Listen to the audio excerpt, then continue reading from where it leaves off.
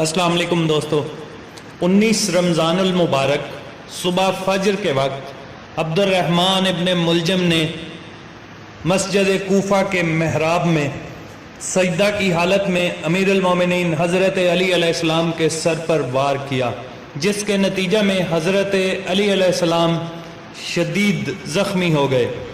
جب آپ پر ابن ملجم ضرب لگا چکا تو آپ نے امام حسن اور امام حسین علیہ السلام سے فرمایا، میں تم دونوں کو وصیت کرتا ہوں کہ اللہ سے ڈرتے رہنا،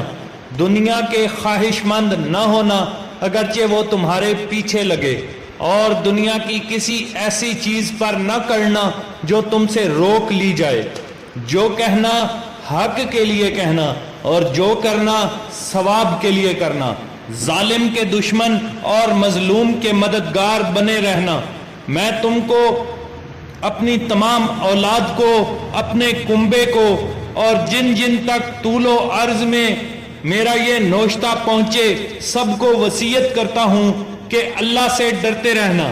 اپنے معاملات درست اور آپس کے تعلقات سلجھائے رکھنا، کیونکہ میں نے تمہارے نانا رسول اللہ صلی اللہ علیہ وآلہ وسلم کو فرماتے سنا ہے کہ آپس کی کشیدگیوں کو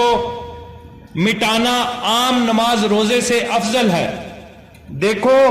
یتیموں کے بارے میں اللہ سے ڈرتے رہنا، ان کے کام و دہن کے لیے فاقے کی نوبت نہ آئے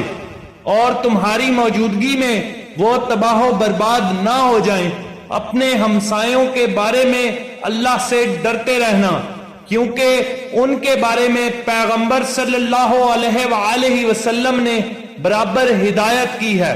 اور آپ اس حد تک ان کے لیے سفارش فرماتے رہے کہ ہم لوگوں کو یہ گمان ہونے لگا کہ آپ انہیں بھی ورثہ دلائیں گے۔